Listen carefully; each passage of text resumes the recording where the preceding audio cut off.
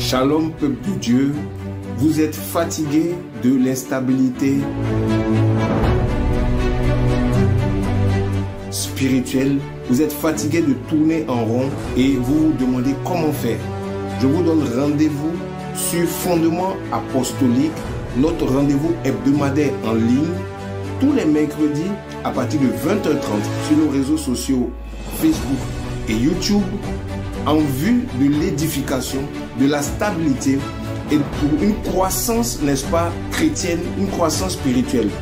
Ne manquez pas ce rendez-vous, bien-aimés, c'est vraiment un temps, une saison pour changer de vie, pour progresser dans le Seigneur et pour briser tous les cycles de stagnation sur votre vie. Connectez-vous donc sur cette émission et invitez des amis, invitez au maximum autour de vous. Vous connaissez des chrétiens qui vivent ces choses, invitez au maximum pour la gloire de Dieu. Je vous donne rendez-vous donc sur Fondement Apostolique. Au nom de Jésus-Christ de Nazareth, soyez bénis et à bientôt.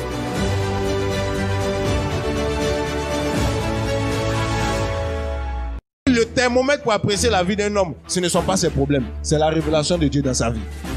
Personne ne peut recevoir un autre message en dehors du message que Jésus-Christ a apporté. Chacun d'entre nous, nous sommes appelés à exercer le règne de Dieu dans la proportion de ce que Dieu nous a communiqué comme juridiction ou grâce à notre époque. Selon le plan de Dieu, ce n'est pas normal qu'un homme tombe dans la tentation. Dis ça à ton voisin. C'est même un miracle qu'un homme tombe dans la tentation. C'est même spectaculaire qu'un homme tombe dans la tentation. Et c'est aussi inadmissible qu'il tombe dans la tentation. C'est une escroquerie spirituelle que le diable a mis en place de vous faire croire que tout le monde pêche, tout le monde doit pêcher. Tout le monde ne pêche pas et tout le monde ne pêche pas. Et ne pêchera pas. Il y a des gens qui refusent de se soumettre à la tentation. Chaque jour, ils prient pour ça.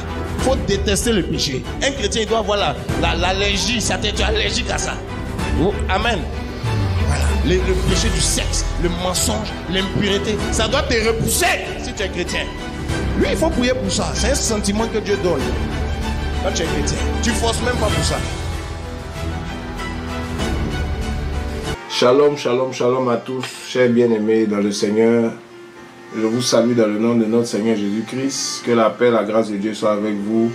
Voilà, donc nous sommes, n'est-ce pas, en direct aujourd'hui. Donc, on bénit Dieu. Il est 20h32. Heure GMT et il est 16h32 heure de Washington. Donc je voudrais vraiment vous saluer dans le nom de Jésus-Christ. Vous saluer, n'est-ce pas, que Dieu vous bénisse, que Dieu vous fortifie, que Dieu vous garde dans sa présence. Que Dieu, n'est-ce pas, vous soutienne, que Dieu vraiment soit avec vous. Voilà, nous êtes les bienvenus à Fondement Apostolique. Donc nous sommes là par la grâce de Dieu pour partager la parole, pour nous édifier, n'est-ce pas, pour nous édifier véritablement. Et comme vous savez, Fondement Apostolique est donc cette émission-là qui veut justement mettre l'accent sur l'édification du corps de Christ, l'édification du corps de Christ.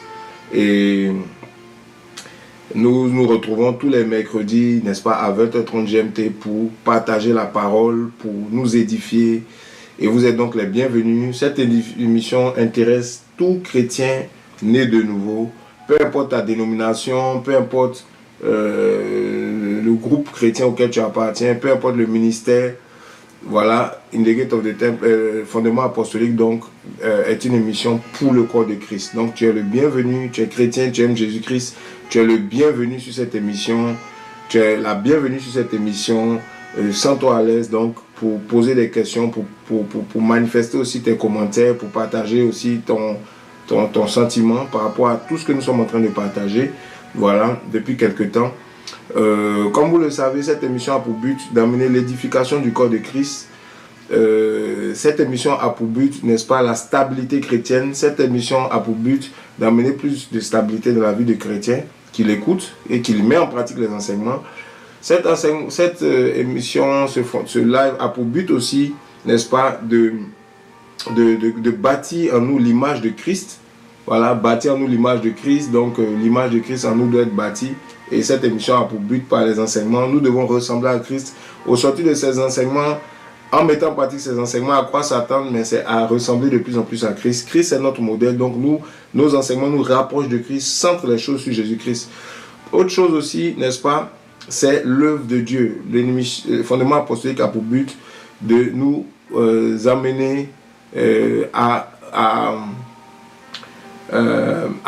rechercher notre place dans l'œuvre que nous faisons, l'œuvre de notre Père Céleste. Donc, à ramener les chrétiens à l'œuvre de Dieu, à trouver leur place, à contribuer à l'œuvre de Dieu. Donc, si tu es chrétien, tu ne sais pas comment servir Dieu, cette émission peut vraiment t'aider, ce live peut vraiment t'aider à servir le Seigneur, à te rapprocher du Seigneur. Donc ça, c'est un autre élément. Et je veux aussi partager un autre élément avec nous, le dernier. Donc, on en a vu 4. Le dernier élément, c'est l'unité du corps de Christ. Cette émission aussi a pour objectif d'emmener l'unité du corps de Christ, de rétablir l'unité du corps de Christ. Beaucoup croient en Jésus-Christ, mais ont du mal à être un dans la foi, ont du mal à être un dans les choses du Seigneur. Donc, il y a aussi l'unité de la foi, l'unité du corps de Christ, qui est un objectif de ce live. Donc, voici un peu à quoi vous devez vous attendre. Nous ne sommes pas là pour critiquer d'autres personnes, nous ne sommes pas là pour nous comparer à qui d'autre, à quelqu'un d'autre. Comme je dis souvent, nous sommes là pour parler de Christ, nous sommes là pour parler de la parole de Dieu. Et je bénis Dieu pour ce qu'il fait. Voilà. Je bénis Dieu pour sa grâce, je bénis Dieu pour sa faveur, je bénis Dieu pour tout ce qu'il fait dans nos vies. Donc, voilà. Donc, vous êtes les bienvenus. On va commencer tout de suite. Amen. Donc, on va continuer aujourd'hui. Aujourd'hui, notre thème, ce sont les principaux piliers de la prière dans le sacerdoce. Je vais prier pour introduire ce moment au nom de Jésus-Christ. Oh Dieu de gloire, Dieu de puissance, je veux te bénir pour ta parole. Je veux te bénir pour ta fidélité. Seigneur, je m'attends à toi. Seigneur, qu'on sache que tu es Dieu aujourd'hui. Seigneur, nous ne sommes pas en train d'essayer de nous faire voir, mais que toi, Seigneur mon Dieu, c'est toi qui dois être vu. Seigneur, nous voulons te céder la place. Prends le contrôle de ce moment. Prends le contrôle, Seigneur, de cette plateforme. Seigneur, inspire nos esprits, inspire nos cœurs, inspire-nous. Et révèle-toi à nous. Seigneur, tous ceux qui suivent cette plateforme, tous ceux qui suivent Fondement Apostolique te cherchent. Ils ne me cherchent pas, ils ne cherchent pas des hommes, mais ils te cherchent toi. Seigneur, toi, tu as décidé de te manifester au travers de nous, mais nous voulons te laisser la place et te rendre la gloire par rapport à tout ce que tu fais sur cette plateforme. Je te bénis pour l'édification, pour les conversions, pour les délivrances, pour ta gloire. On a besoin de ta gloire, de ta présence au milieu de nous. Fais-nous grâce encore ce soir. Entends notre prière et réponds, Seigneur, aux questions de quelqu'un ce soir sur cette plateforme. Touche le cœur de quelqu'un. Que toute la gloire te revienne et que ta volonté se fasse. Amen.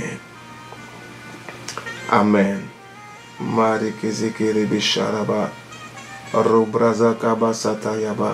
Amen, amen, amen, amen, amen. Que le Seigneur soit béni, chers bien-aimés. Que le Seigneur soit béni. Que Dieu vous garde, que Dieu vous garde. Merci pour votre connexion. Alors, on commence. Comme vous savez, nous sommes en train de parler de la prière. Nous avons introduit depuis quelque temps la prière. Nous parlons de la prière dans le sacerdoce. Le sacerdoce qui est ce service que nous faisons dans la présence de Dieu, ce service caché, ce service qui n'est pas d'abord auprès des hommes, mais ce service qui est auprès de Dieu, qui est d'abord devant Dieu.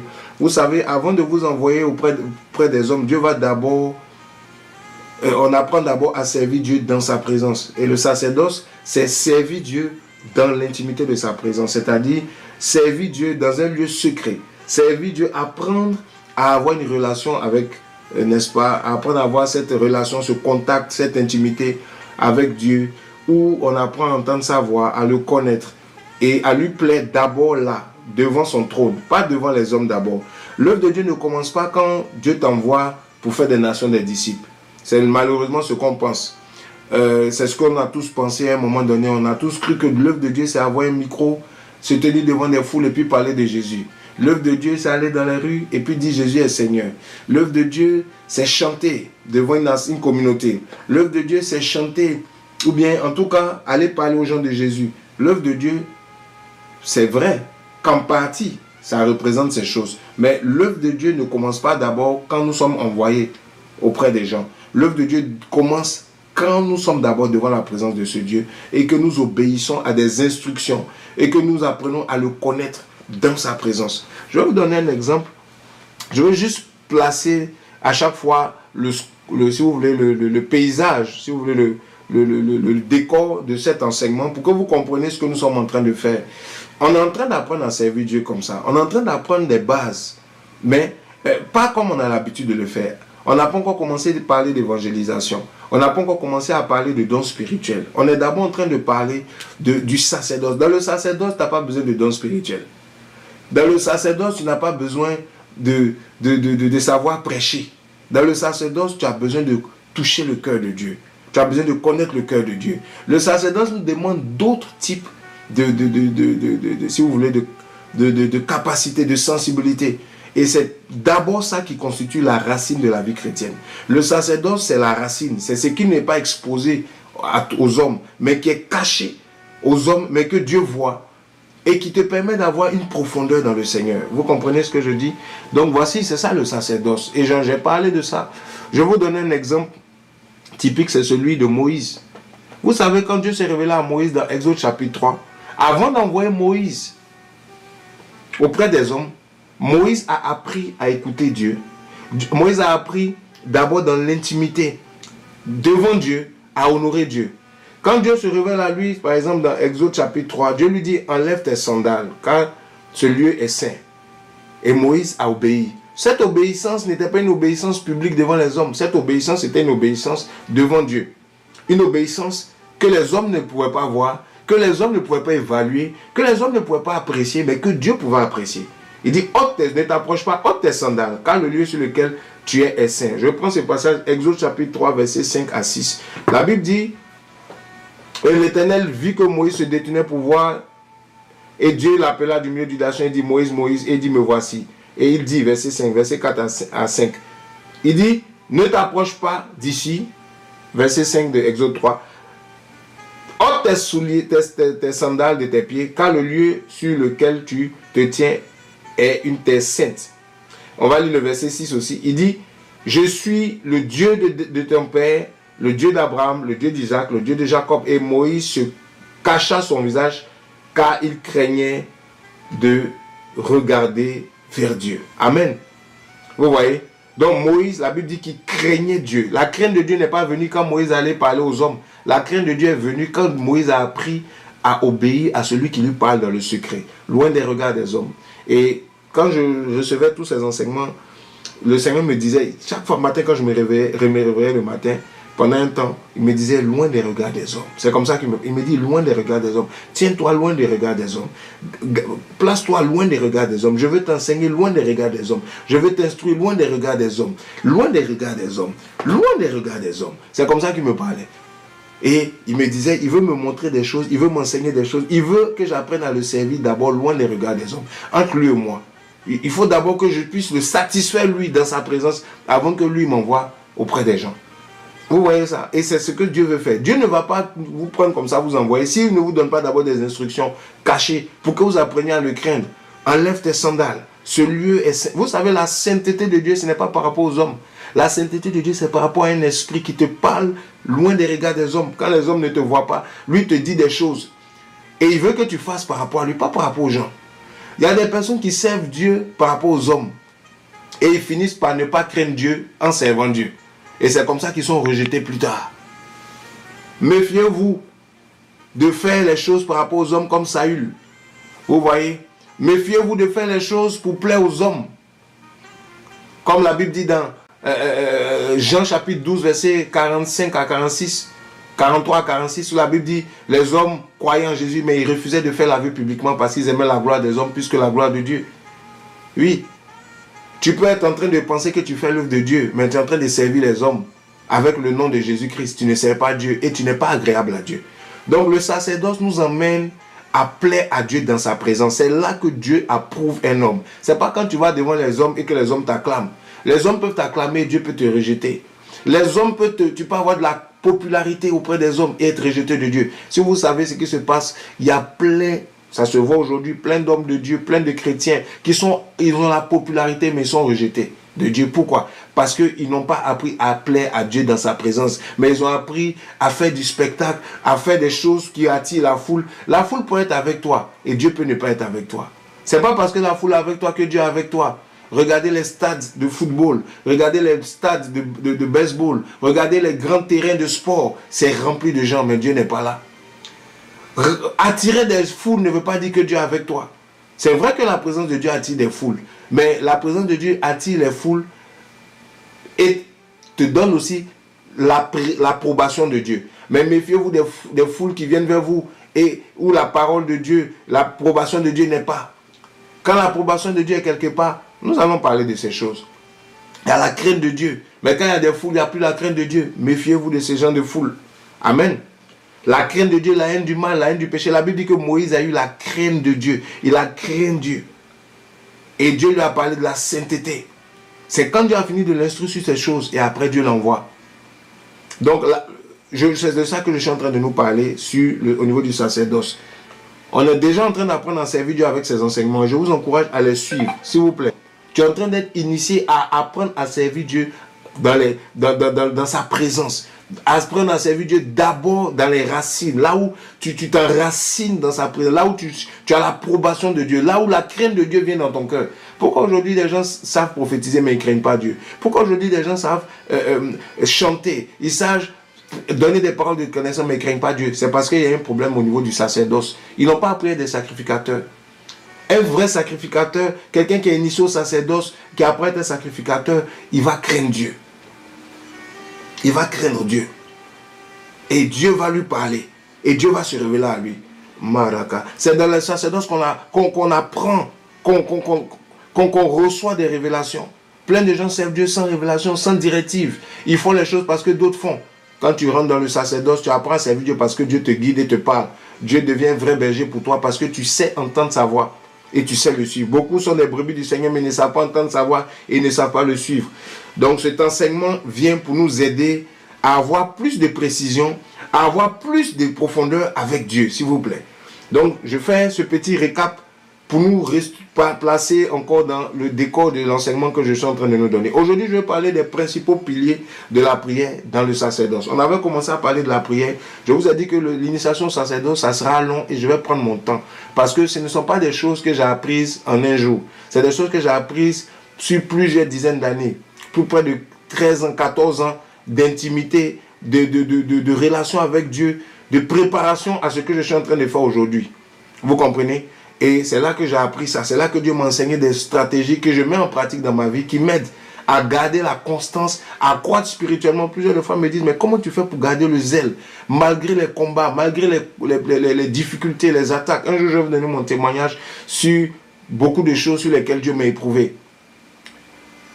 Vis-à-vis desquelles, jusqu'à aujourd'hui, j'ai gardé la foi, j'ai maintenu le rythme. Et je crois une chose, tant que je mets ma confiance en Dieu, je ne chuterai pas. Une seule fois, jamais.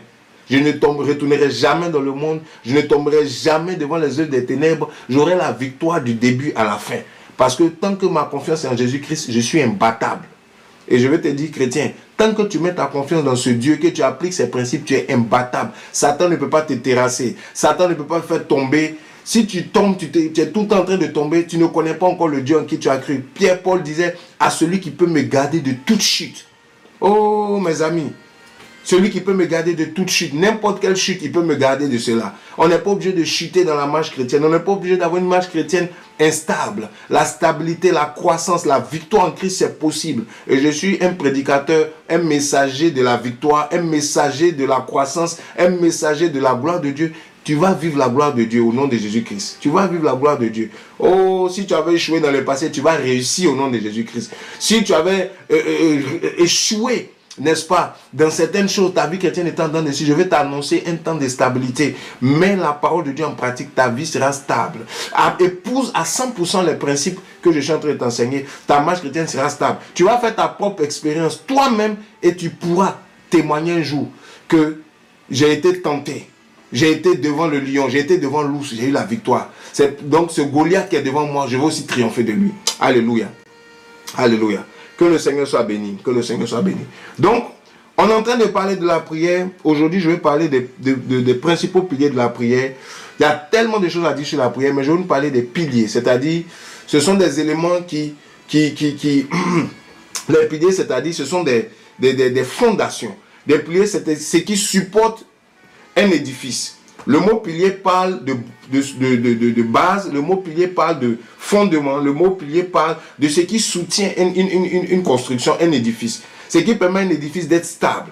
Donc, je vais parler des piliers de la prière. C'est-à-dire, ce sont des choses qui garantissent à notre vie de prière une stabilité, une efficacité. Pourquoi plusieurs ont un problème au niveau de la prière? Vous savez, Dieu nous a, on a pu partager depuis la dernière fois que Dieu nous attend. Il nous dit, la Bible nous dit prier sans cesse. La prière, comme je vous expliquais, ce n'est pas une saison, ce n'est pas un temps. La prière, c'est une vie. Mais pour avoir cette vie de prière, pour avoir cette stabilité dans la prière, pour que la prière devienne une vie, vous comprenez, il y a des piliers, il y a des choses qui sont fondamentales, il y a des choses qui sont essentielles.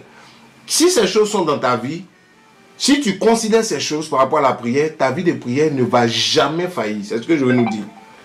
La vie de prière, ce n'est pas un don spirituel. Ce n'est pas que tu es là et puis tu reçois un don de prière et puis tu pries de manière constante. Non, la vie de prière, ça se bâtit, ça se construit. Tout ce qui est vie doit s'articuler autour de quelque chose. Tout ce qui est censé être une vie dans le Seigneur s'articule autour de quelque chose. Parce que le principe de la vie, c'est quoi? C'est le principe de la reproduction. C'est le principe de la... Il y a comme un flot, un flux, un courant. C'est-à-dire la vie coule. Vous voyez, je dis souvent, Dieu n'a pas créé l'homme deux fois. Il a créé l'homme une seule fois. Dieu n'a pas créé plusieurs hommes. Il a créé Adam et Ève. En créant Adam et Ève, en eux, il y avait la capacité de reproduction. Adam et Ève maintenant devaient connaître quels sont les éléments, les piliers qui permettront à ce que nous puissions perpétuer la race que nous sommes. Par exemple, un homme qui va avec une femme, ça produit un enfant. Un homme qui est dans certaines conditions, ça garantit la vie. Et ces éléments étant mis en place, ces éléments sont devenus le pilier de la vie humaine, sont devenus les fondements à partir de laquelle la vie humaine subsiste jusqu'à aujourd'hui. Donc Dieu n'a plus besoin de recréer comme Adam avec de l'argile d'autres hommes. Nous, on n'est pas nés parce que Dieu nous a fabriqués avec encore de l'argile comme Adam et Ève. Mais nous sommes issus du principe de la reproduction, du principe de la multiplication que Dieu a donné à Adam quand il a dit allez multiplier la terre. Nous tous, nous sommes le résultat de la multiplication. C'est sûr qu'on est de l'argile comme Adam, mais pas par rapport, comme je dis, au fait que Dieu nous a pris la terre pour nous façonner encore, mais parce que nous sommes issus d'Adam par le principe de la multiplication. Donc la vie de prière, c'est quelque chose que tu apprends. C'est quelque chose que tu dois multiplier. C'est quelque chose que tu dois reproduire. Mais il y a des éléments qui te permettent de reproduire cette vie-là. Amen. De reproduire cette capacité de la prière. Quand la Bible dit prier sans cesse, on est en train de parler de la multiplication. Ta vie de prière doit être une vie qui se multiplie, qui se décuple, qui se dédouble, qui est féconde. Il y a le côté fécondité. Tu ne dois pas être stérile au niveau de la prière. Il y a beaucoup qui sont frappés de sécheresse ou qui vivent une sécheresse au niveau de la prière. Ils ne peuvent pas prier continuellement. Il y a des périodes ils prient, il y a des périodes, ils ont des saisons sèches de prière. Ça, ce n'est pas ce à quoi Dieu nous appelle. Dieu veut qu'on prie sans cesse. Dieu veut qu'on soit productif dans la prière. Et ces piliers que je vais nous partager vont nous aider, si nous les mettons en pratique, si nous les acceptons dans notre vie, à garantir une vie de prière féconde, une vie de prière productive, une vie de prière constante. Amen. N'hésitez pas à poser des questions. Et comme vous le savez, vous pouvez partager, n'est-ce pas, cette vidéo. Commencez à partager la vidéo partout où vous êtes, s'il vous plaît. Invitez des amis. Cette vidéo, ce message, c'est pour le corps de Christ, c'est pour les chrétiens. Si tu n'es pas chrétien, tu vas trouver les messages un peu bizarres parce que je ne parle pas forcément du lait ici, mais je parle des choses profondes qui nous permettent d'avoir des racines en Christ. Alléluia. Donc, on parle des piliers, les principaux piliers de la prière. Alors, je vais commencer avec le premier pilier que je veux poser. Le premier pilier, donc on va en voir aujourd'hui, nous en verrons trois. Je vais parler des principaux piliers de la prière de sacerdoce. J'ai défini c'est quoi les piliers. J'ai expliqué un peu comment Dieu fait les choses, comment la vie de Dieu se perpétue par la multiplication, la reproduction. On le voit avec Adam et Ève, on le voit avec plein d'autres choses que Dieu a mis en place. Dieu n'a pas créé les animaux deux fois, les plantes deux fois, mais il a mis dans sa création la capacité de reproduction. Quand la Bible dit prier sans cesse, c'est que Dieu nous a donné le potentiel de la prière par le Saint-Esprit. On a vu que le Saint-Esprit La prière ne se fait pas par les muscles. La prière est une activité spirituelle. Le Saint-Esprit produit en nous la prière, mais nous devons rassembler certains éléments qui servent à ma multiplication, et je les appelle des piliers. C'est eux qui garantissent une vie constante de prière. Amen. Si ces éléments ne sont pas là, tu vas pas prier constamment, tu n'auras pas une vie de prière. Si ces éléments ne sont pas là, ta vie de prière ne sera pas constante, tu n'auras même pas une vie de prière, tu auras le Saint-Esprit, mais spirituel, la prière, elle sera morte, elle ne sera pas active, elle ne sera pas féconde ni efficace. Vous voyez? Voilà, il y a prière et prière, ok? Donc, on veut avoir une vie de prière constante, efficace, et voilà, parce que la Bible nous demande de prier sans cesse. Donc, premier pilier au niveau de la prière. Amen, vous pouvez noter le premier pilier. Les autres éléments aussi, j'espère que vous avez noté. Et je vous encourage à réécouter cet enseignement au calme, avec votre Bible ouverte, s'il vous plaît. Premier pilier de la prière, c'est la relation d'intimité avec le Seigneur. Vous pouvez noter cela. Premier pilier, c'est la relation d'intimité. La prière a pour premier pilier la relation d'intimité avec le Seigneur. Ça veut dire quoi? Ça veut dire qu'on ne prie pas d'abord pour recevoir quelque chose qu'on a demandé à Dieu. Une chose. On ne vient pas prier d'abord. La prière n'est pas là pour garantir des choses qu'on cherche. La prière est d'abord là pour nous garantir une relation. Le premier pilier de la prière, c'est la relation. C'est-à-dire qu'on prie pour une relation. Au travers de l'activité prière, cette activité spirituelle, le Saint-Esprit vient pour nous emmener à une relation. Une relation signifie un contact. Une relation signifie un intérêt. Pas un intérêt vis-à-vis des choses que Dieu peut te donner, mais un intérêt pour Dieu lui-même. Plusieurs personnes échouent dans la prière ou n'arrivent pas à garantir une prière de prière efficace parce qu'ils ne cherchent plus Dieu dans leur prière. Ils cherchent des choses que Dieu peut leur donner. Vous voyez? Et ils oublient Dieu. Vous connaissez l'histoire de ces lépreux. Dans la Bible, c'est 10 lépreux qui ont eu leur miracle et qui sont partis, qui ne sont plus revenus vers Dieu parce qu'ils avaient eu ce qu'ils voulaient. Vous voyez? Vous connaissez l'histoire dans Jean chapitre 6, Jésus disait ceci. Il dit les gens le cherchaient parce qu'ils avaient mangé et bu. Dans Jean 6, je vous donne ce passage rapidement. Jean chapitre 6, voilà, je prends ce passage à partir du verset, voilà. On nous dit, à verset 1, on dit après ces choses, Jésus s'en alla de l'autre côté, Jean 6, verset 1, de la mer de Galilée qui était la mer de Tibéria. Une grande foule le suivit parce qu'il voyait les miracles qu'il faisait sur ceux qui étaient malades. Donc, il le suivait parce qu'il voyait les miracles. Vous voyez? Et Jésus monta sur la montagne et s'assit avec ses disciples. Donc, on dit les gens le suivaient et parce qu'ils avaient vu beaucoup de miracles. Vous voyez? C'est pour ça qu'ils le suivaient. Ils avaient vraiment cette pensée-là de le suivre à cause des miracles. Et au verset 26, il disait ceci. Il dit en vérité, quand on lit l'histoire, il dit en vérité, et Jésus leur dit en vérité, Jésus leur répondit et dit en vérité, je vous le dis, vous me cherchez non pas parce que vous avez vu des miracles, mais parce que vous avez mangé des pains et que vous avez été rassasiés. Parce que Jésus avait multiplié les pains. Donc, première fois, les gens cherchaient Jésus à cause des miracles, pas parce qu'il pouvait leur donner le salut. Donc, à cause des miracles, ils le cherchaient. Ça, c'était le premier verset que je donnais, le verset 2. Donc, il y a des gens qui cherchent Dieu pour le miracle. Deuxième chose, même pas le miracle, les choses que Dieu donne à manger, c'est-à-dire la provision de Dieu. Il dit, après il leur dit, vous me cherchez non pas parce que vous avez vu des miracles seulement, mais aussi parce que vous avez mangé, bu, et vous avez été rassasiés. Vous voyez? Et il leur dit au verset 27, travaillez non pour la viande qui périt, ni pour la viande mais pour la viande qui demeure, ou la nourriture qui demeure dans d'autres versions, jusque dans la vie éternelle, que le Fils de l'homme vous donnera, car c'est lui que le Père, Dieu a scellé. Amen. De son sceau. Donc, Jésus va leur dire, vous, premièrement, c'était les miracles qui vous ont attiré. Aujourd'hui, il y a des chrétiens qui sont attirés par des miracles. Les miracles qui t'attirent, c'est une très bonne chose. Mais il faut plus être attiré par celui qui fait le miracle que le miracle lui-même. Parce que le miracle arrive une fois et il part. Mais le faiseur du miracle, s'il est dans ta vie, il est avec toi tout le temps. Beaucoup ne savent plus avoir une relation avec celui qui fait les miracles, mais ils préfèrent avoir des relations avec les miracles de Dieu.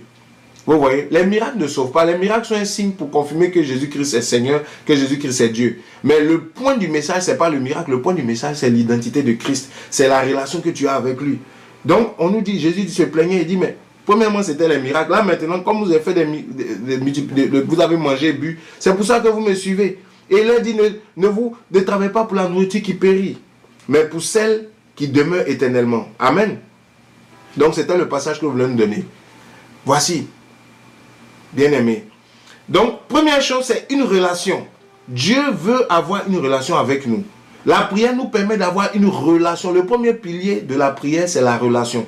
Si la prière que tu fais, les prières que tu fais, ne sont pas capables, ou ta vie de prière n'est pas capable de te procurer une relation avec Dieu, d'engendrer une relation avec Dieu, ta prière n'est pas efficace, tu pries mal. Amen. Tu pries mal. Il y a un autre passage au niveau de la prière dans Jean chapitre 4, et Jacques chapitre 4, je vous donne ça rapidement. On est en train de parler du premier fondement de la prière qui est la relation d'intimité avec le Seigneur. Mon ami, cherche la relation avec Dieu. Ne cherche pas ce que Dieu donne. Cherche d'abord Dieu pour avoir une intimité, une relation avec Dieu. Ça a plus de valeur que ce que Dieu donne. Je vous dis la vérité.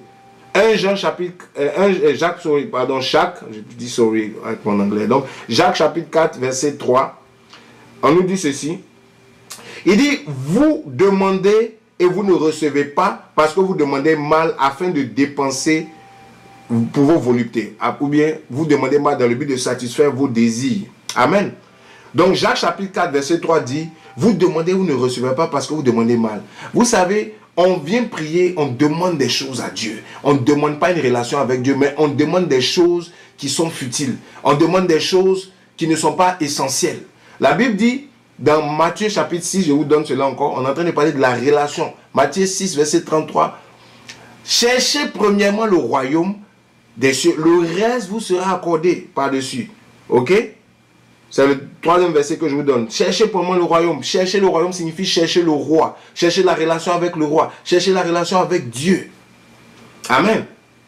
Dieu veut avoir une relation avec toi, avec moi. Ça a plus d'importance que ta guérison. Ça a plus d'importance que la nourriture que tu vas manger. La relation avec Dieu est plus vitale que les choses que Dieu donne. Pourquoi? Parce que Dieu est la source. Quand tu as une relation avec Dieu, tu as la source. Quand tu n'as pas une relation avec Dieu, tu n'es pas connecté à la source. Amen. C'est pour ça que la Bible dit, cherchez premièrement le royaume, le reste vous sera accordé. Cherchez premièrement le roi. Ayez une relation d'abord avec lui. Le reste sera simplement la conséquence de votre relation avec Dieu. Je vais vous dire quelque chose, bien aimé. Les choses que nous cherchons tant, moi j'apprends ça jusqu'aujourd'hui, on dépense tant d'énergie pour aller chercher des choses que Dieu donne à ceux qui le connaissent. À ceux qui ont une intimité avec lui. Je vous assure. Et le point fort dans l'intimité de la présence de Dieu, c'est ceci. Avant de donner, c'est des points que je vais énumérer et je vais vous donner un passage encore. Première des choses que l'intimité avec Dieu nous donne dans la prière, c'est la conscience de la présence du Seigneur. La conscience, être conscient que Dieu est présent. Être conscient que Dieu est présent. Plusieurs prient, ils ne sont pas conscients de la présence de Dieu. Je m'explique. La conscience de la présence de Dieu, c'est le fait de savoir que Dieu est là, que Dieu est présent et qu'il est manifeste. De respecter cette présence et puis d'agir en fonction de cette présence qu'on ne voit pas. Je nous donne un passage qui va nous aider dans ce sens. C'est dans Hébreux. Ok? Hébreux chapitre, je pense 11. Je vais nous donner ça. Voilà. Hébreux chapitre 11. Voilà. On nous parle de la foi ici. Et dans cette foi, on nous parle de quelque chose. On nous dit, par la foi, verset 23 à 27, c'est le verset 27 qui nous intéresse. On nous dit donc pour Hébreux 11, verset 23 à 27, le verset 27 nous intéresse, on est en train de parler de la conscience de la présence du Seigneur. Donc, la première chose que nous obtenons dans la prière, quand on recherche la relation d'intimité avec Dieu, c'est-à-dire qu'on prie pour avoir une relation avec Dieu. On prie pour créer une relation avec Dieu. On prie pour avoir une relation avec Dieu, pour grandir dans une relation avec Dieu. Pourquoi? Parce que la première chose que la relation avec Dieu nous donne, c'est qu'elle nous donne la conscience de la présence de Dieu. Je m'explique ici dans ce verset. On nous dit par la foi, Moïse ne fut caché 3 mois par ses parents parce qu'il vit que l'enfant était beau, il ne craignait point l'ordonnance du roi.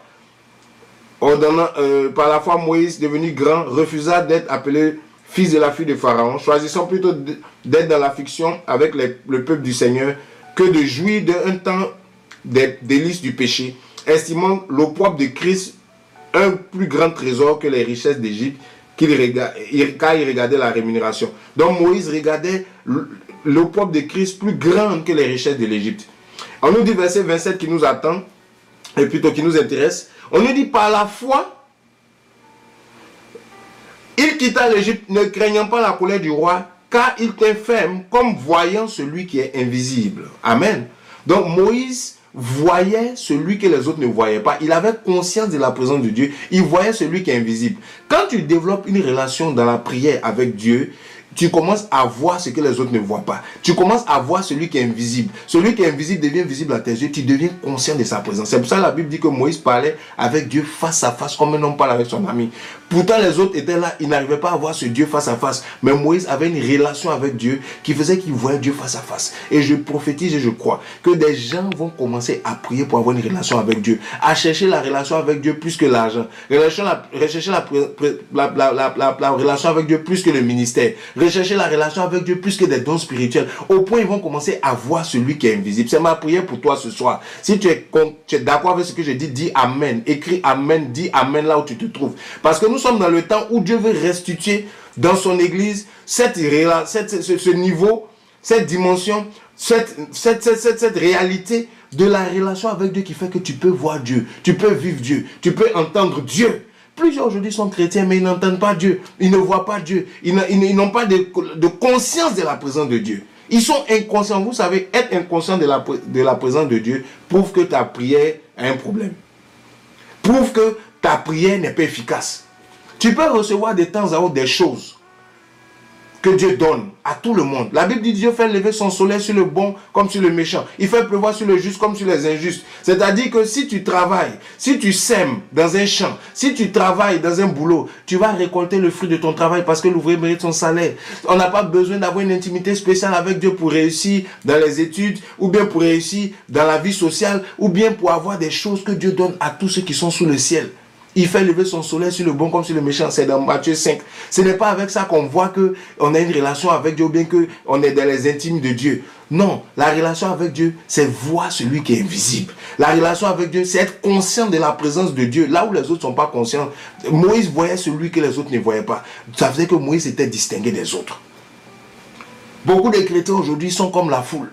Les païens ne voient pas Dieu, toi aussi tu ne vois pas Dieu. Ils n'entendent pas Dieu, toi aussi tu n'entends pas Dieu. C'est vrai, tu vas à l'église, mais tu n'entends rien. C'est vrai, tu vas à l'église, mais tu ne vois rien. Qu'est-ce que toi tu vois? Qui est-ce que tu vois dans le secret quand tu pries? Qui t'apparaît? Qui se manifeste à toi? Moïse voyait Dieu. Moïse, il était conscient de la présence de Dieu. Il voyait celui que les autres ne voient pas. Il voyait celui qui est invisible. Dieu était invisible pour les autres, mais visible pour Moïse. Et je vais te dire quelque chose. Moi, je fais partie de la catégorie des chrétiens pour qui Dieu est visible. À qui Dieu parle. C'est pour ça que je suis en train de prêcher comme ça.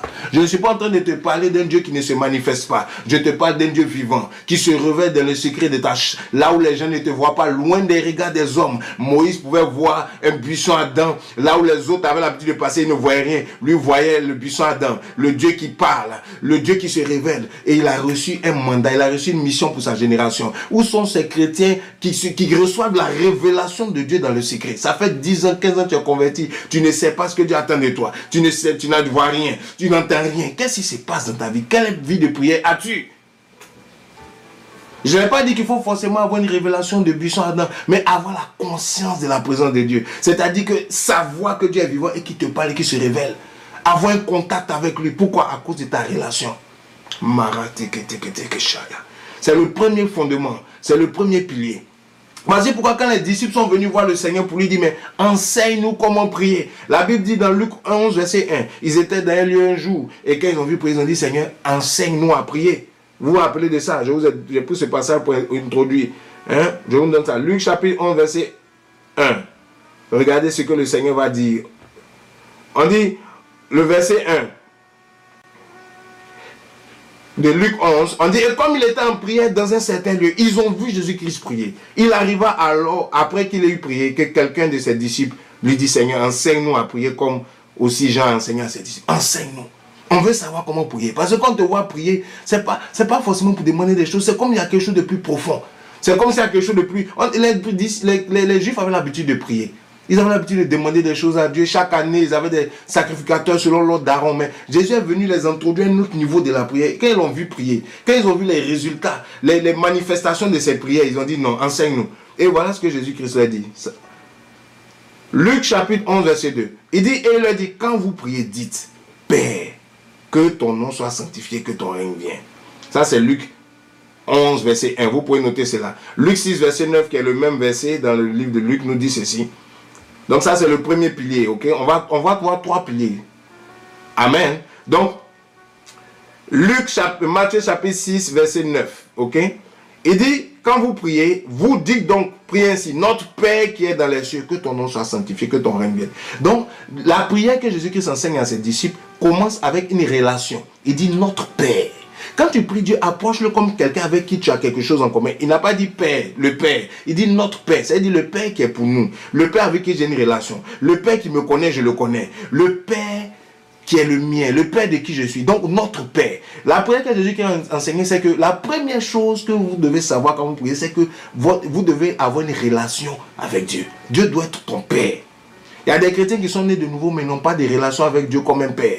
Ils ne s'approchent pas de Dieu comme un père. Ils s'approchent de Dieu comme un feu dévorant. Ils s'approchent de Dieu comme un sauveur. Ils s'approchent de Dieu comme un restaurateur, comme un pourvoyeur. Ils s'approchent de Dieu comme Yahvé Jiré, Yahvé Rapha. Ils s'approchent de Dieu comme les gens de l'ancienne alliance. Les gens de l'ancienne alliance n'appelaient pas Dieu Père.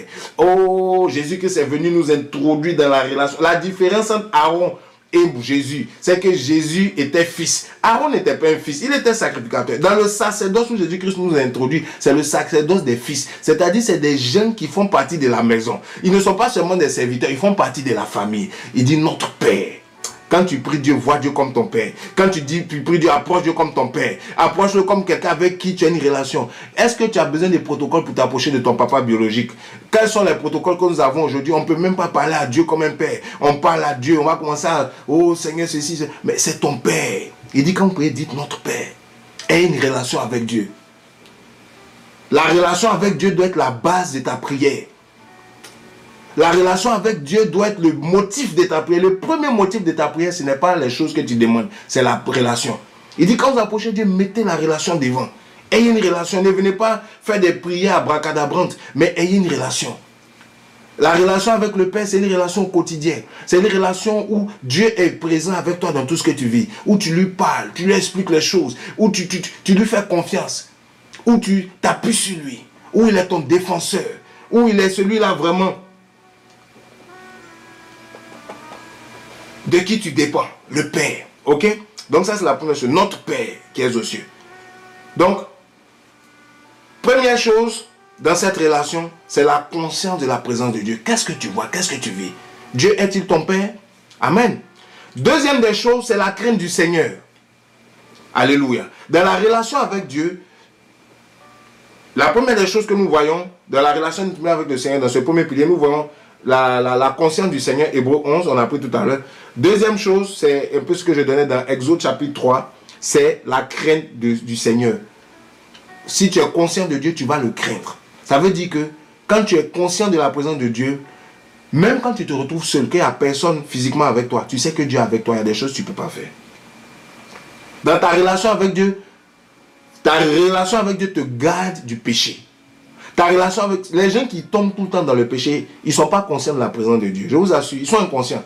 Si tu sais que Dieu te regarde, qu'il est avec toi chaque jour, tu ne peux pas aller coucher avec une femme qui n'est pas ta femme. Et puis après, venir demander pardon à chaque fois. Si tu sais que Dieu est avec toi, tu ne peux pas aller voler et puis venir demander pardon à chaque fois. Ça prouve que tu es inconscient du Dieu qui est en toi, du Dieu qui est dans ta vie, du Dieu qui est ton Père, qui a ses regards sur toi.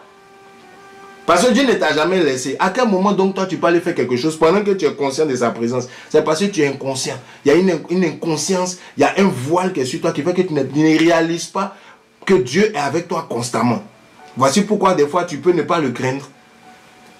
Donc la conscience de la présence de Dieu va en donner un deuxième élément dans la relation avec Dieu qui est la crainte du Seigneur. Qui fait que même quand il n'y a personne, tu vas te sanctifier. Comme Moïse, Dieu lui dit cet endroit-là est saint, enlève tes souliers. Il a enlevé, il s'est sanctifié. Tu vas craindre Dieu, tu vas respecter sa parole même quand personne ne te voit. Il y a des gens qui craignent Dieu parce que les gens sont là. Quand les gens ne sont pas là, ils volent. Quand les gens ne sont pas là, ils ont besoin d'être avec des gens pour marcher, pour obéir à Dieu. Ça prouve que tu n'es pas conscient de la présence de Dieu. Ils ont besoin d'être en communauté chrétienne. Le jour où on dit, bon, on va pas, pendant un mois, on ne peut plus se retrouver. Quand il y a eu le Covid-19, c'est là que beaucoup de gens ont rétrogradé. Pourquoi? Ils n'avaient pas de conscience de la présence de Dieu. Ils n'avaient pas une relation avec Dieu. Et même s'ils prient, mais ils sont inconscients de la présence de Dieu. Voici pourquoi tu m'écoutes. Certainement, c'est ton cas.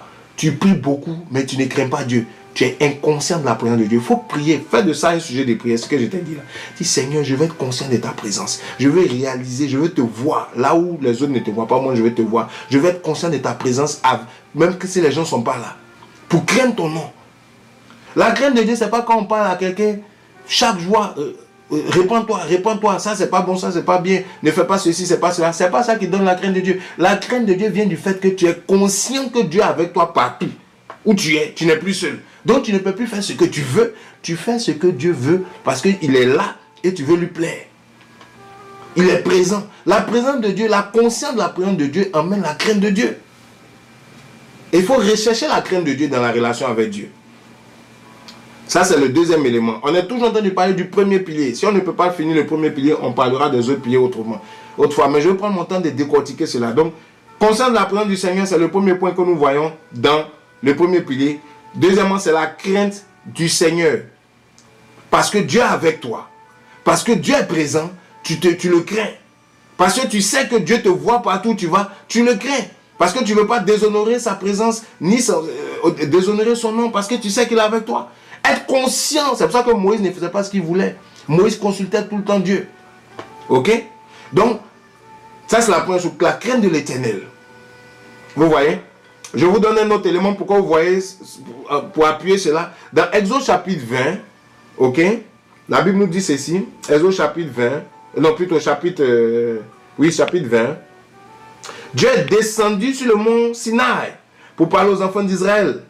Et quand Dieu était descendu, quand il parlait, il y avait des coups de tonnerre, il y avait des bruits, il y avait des tremblements de terre.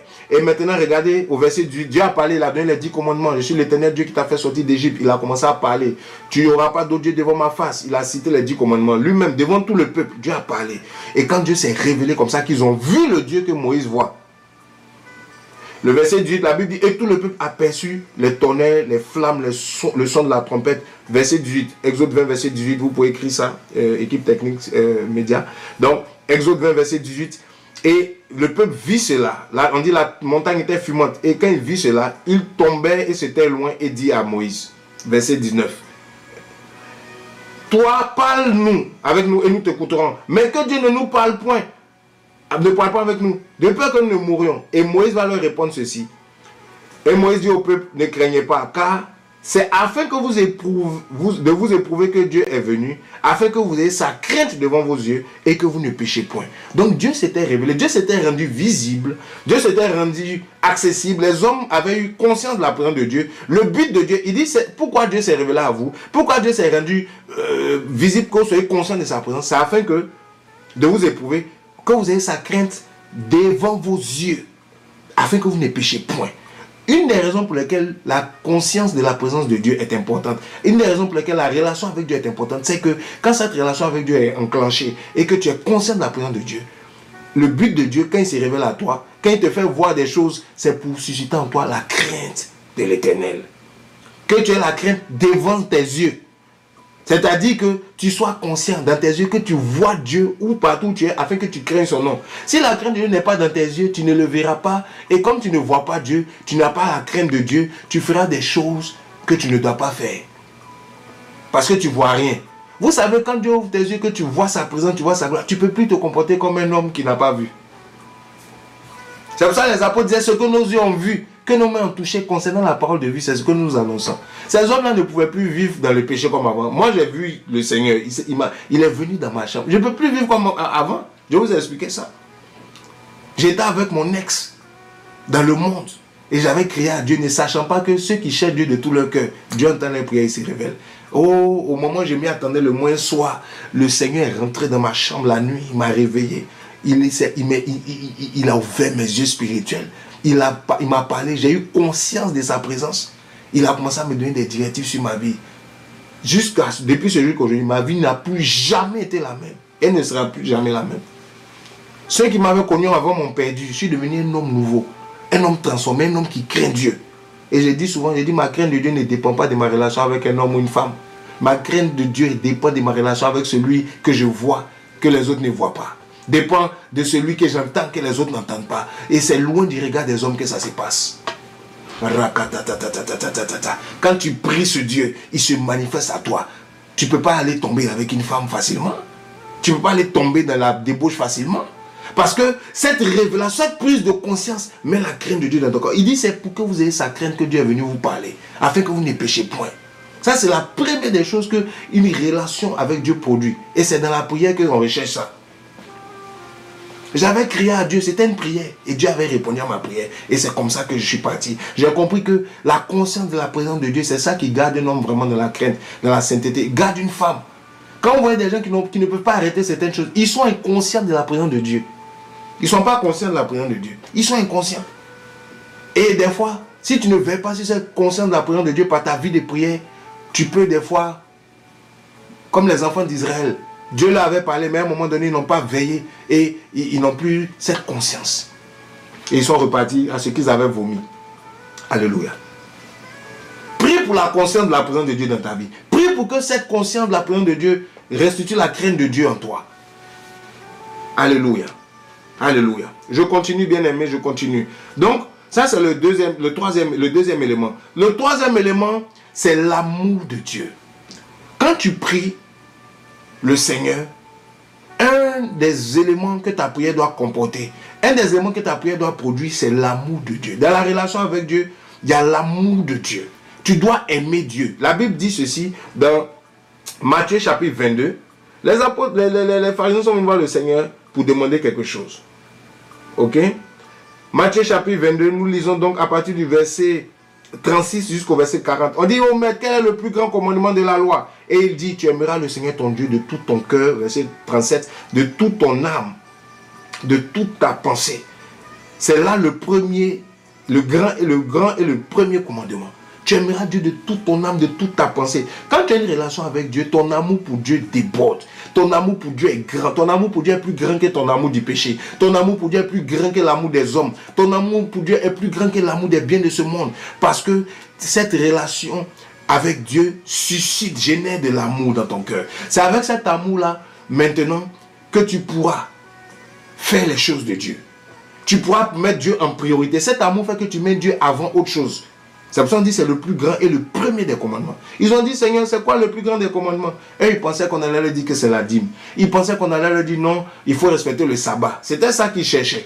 La religiosité. Aller à l'église chaque dimanche, c'est le plus grand commandement. Et payer ta dîme à l'église, c'est le plus grand commandement. Ce n'est pas ça. Le plus grand commandement, c'est que tu aimeras Dieu de toute ton âme, de toute ta pensée. Tu le mettras au premier niveau. Dieu doit avoir la priorité dans ton emploi du temps. Il doit avoir la priorité dans ton argent, la priorité dans ton comportement, la priorité dans les choix que tu prends. Ton amour pour Dieu doit t'emmener à pouvoir faire des sacrifices pour Dieu. Parce que celui qui aime donne. Dieu a tant aimé le monde qu'il a donné. Jean 3,16. Son fils unique, quand tu aimes, tu donnes. Qu'est-ce que tu es prêt à donner pour Dieu? Comment ton amour de Dieu se manifeste-t-il? Si tu as du mal à donner des choses pour Dieu, à laisser des choses pour Dieu, tu ne l'aimes pas assez. Et c'est la prière, c'est pas la prière. Quand tu pries pour que Dieu remplisse ton cœur de son amour, quand tu pries pour que c'est le sujet que je vous dis là, c'est pour ça qu'il faut prier, c'est ça qu'il faut rechercher dans la prière. Chercher à ce que ça grandisse en toi. Amen. Le premier pilier de la prière, c'est la relation. Et dans la relation, on voit l'amour. Quel est l'amour que tu manifestes pour Dieu? Quel est l'amour qui est dans ton cœur pour Dieu? Si l'amour de Dieu est dans ton cœur, tu ne vas pas tomber n'importe comment. Si l'amour de Dieu est dans ton cœur, tu trouveras le temps, peu importe ton emploi du temps, de prier. Des gens qui ne trouvent pas le temps de prier pour prier le Seigneur. Ils ne trouvent pas le temps de faire l'œuvre de Dieu. Ils ne trouvent pas le temps de s'intéresser aux choses de Dieu. Ils trouvent le temps de faire plein d'autres choses. C'est parce que c'est ces choses-là qui occupent leur cœur. La Bible dit que c'est du cœur que viennent les sources de la vie. Si ton cœur est rempli d'amour pour Dieu, les choses de Dieu seront prioritaires pour toi. Si ton cœur n'est pas rempli de l'amour de Dieu, est rempli de l'argent, est rempli des femmes, est rempli du péché, est rempli du monde, c'est les choses du monde qui vont passer avant Dieu. Et si tu as le temps, tu vas te souvenir des choses de Dieu. C'est comme ça que plusieurs chrétiens parlent. Ah, mais si j'ai le temps, je vais venir à la prière. Ah, j'ai pas le temps. Si j'ai le temps, je vais jeûner. Si j'ai le temps, je vais prier. Quand quelqu'un parle comme ça veut dire que Dieu est au dernier niveau de sa liste. L'amour de Dieu te permet de faire une liste prioritaire. Cherchez premièrement le royaume des cieux et sa justice. Premièrement, ici vient du mot grec proton. Proton signifie principalement. Proton signifie essentiellement. Quand on dit chercher premièrement le royaume des cieux, ça parle aussi de l'amour. C'est pour ça que la Bible dit, tu as abandonné ton premier amour dans Éphésiens et dans l'église d'Éphèse, dans Apocalypse chapitre 2, le Seigneur parle à l'église, il dit, tu as abandonné ton premier amour, c'est-à-dire ton proton, ton amour essentiel, l'amour qui fait partie de l'essentiel, l'amour qui représente l'essence même de ta vie, ton premier amour.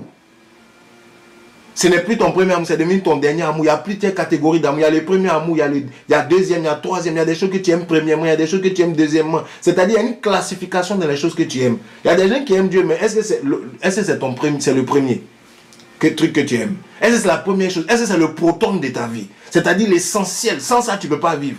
L'amour de Dieu n'est pas un amour qu'on peut comparer aux autres. C'est un amour qui est au-dessus. Quand cet amour-là te saisit, tu es prêt à regarder comme de la boue des choses de ce monde.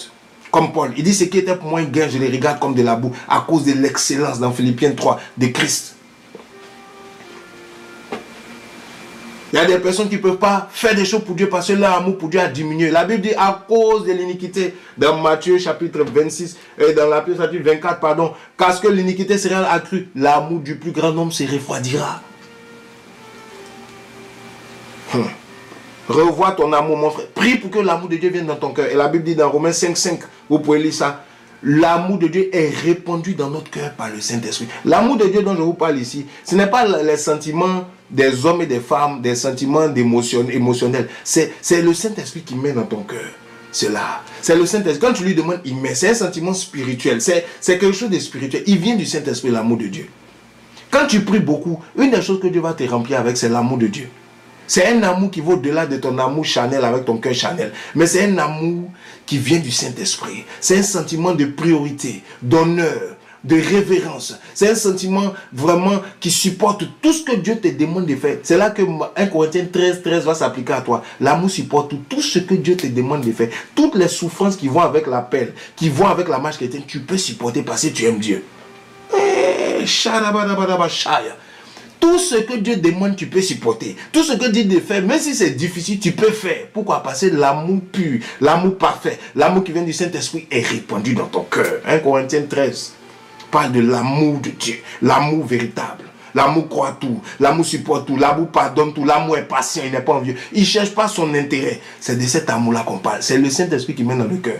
Et quand Dieu dit tu aimeras Dieu de toute ton âme, de toutes tes pensées, ce n'est pas un amour que toi-même tu fais avec tes muscles et puis des fois tu dis ah je ne peux pas. Non, cet amour est surnaturel. Et quand nous prions, nous cherchons cet amour-là.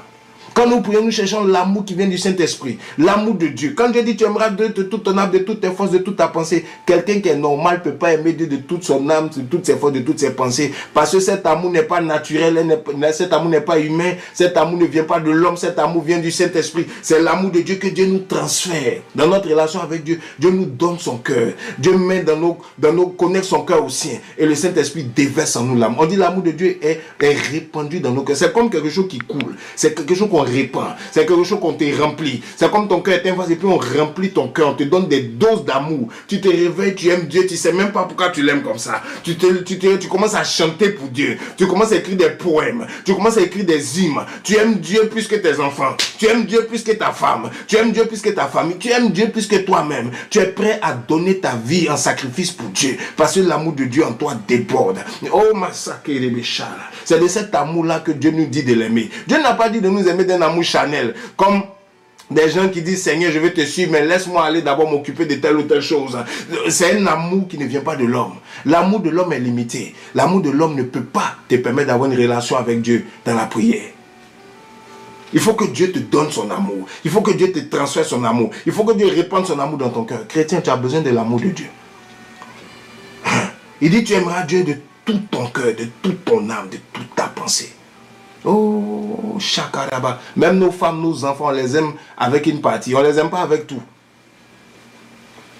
Mais l'amour qui vient de Dieu, et quand cet amour est là, même ça va influencer les autres relations que tu as avec les hommes. Voici pourquoi au verset 39, on nous dit maintenant, de Matthieu chapitre 22, et le second qui est semblable, tu aimeras ton prochain comme toi-même.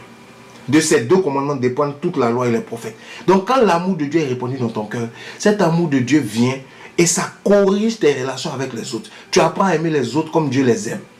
Tu apprends à aimer les autres pour chercher les intérêts. Tu apprends à supporter les autres. Peu importe ce qu'on t'a fait, tu peux pardonner ton prochain. Pourquoi? Parce que l'amour de Dieu t'a touché. Peu importe les critiques, peu importe le mal, tu es capable même à la croix où on te transperce de pardonner celui qui est en train de te transpercer. C'est ce que Jésus-Christ a fait. C'est un amour qui n'est pas humain. C'est pour ça que quand l'homme, le Romain a vu cet amour, il dit, mais quand l'autre a transpercé Jésus, Jésus a dit, Père, pardonne, ils ne savent pas ce qu'ils font. Il a dit non. Ça, c'est seulement un Dieu ou un fils de Dieu. Quelqu'un qui n'est pas humain qui peut pardonner comme ça. Assurément, cet homme était un fils de Dieu. C'est comme ça le Romain a eu la révélation que Jésus est le fils de Dieu. C'est quand il a vu l'amour que Christ a manifesté dans la mort, face à ses bourreaux, face à ses assassins.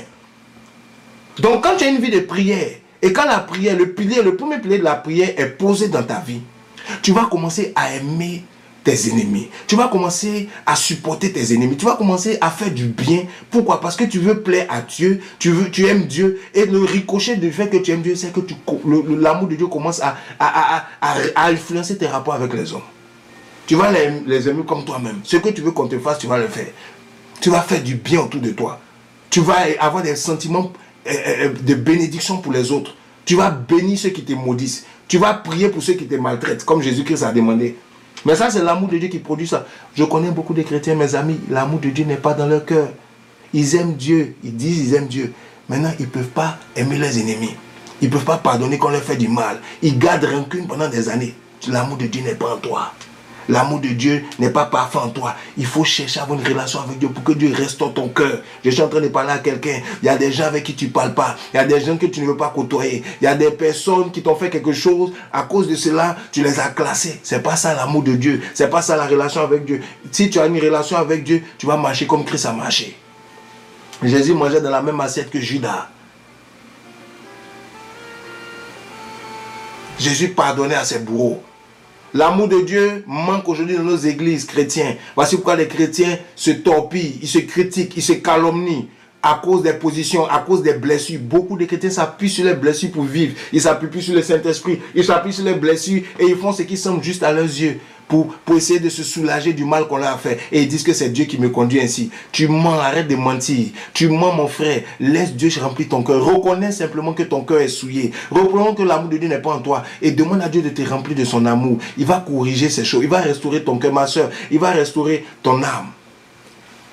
Tu ne parles pas avec des membres de ta famille, tu m'écoutes. Laisse Dieu guérir ton cœur. Tu ne parles plus, tu as des problèmes même avec ton mari, ta femme, ton épouse, dans le foyer, les enfants. Laisse Dieu guérir ton cœur. Quand on voit des personnes qui ont tout le temps des problèmes avec des gens, tout le temps des problèmes, et ils sont blessés, l'amour de Dieu n'est pas dans leur cœur. Quand l'amour de Dieu est dans ton cœur, la guérison, la restauration est plus grande que les blessures. Donc tu es toujours guéri, restauré, tu es tout le temps positif. Mais quand l'amour de Dieu n'est pas dans ton cœur, c'est les blessures qui dominent dans ton cœur. Tout le temps tu es blessé, tout le temps tu te sens mal, tout le temps il y a quelque chose contre quelqu'un. Il y a tout quelque chose contre quelqu'un quelque part. Ton cœur est affecté.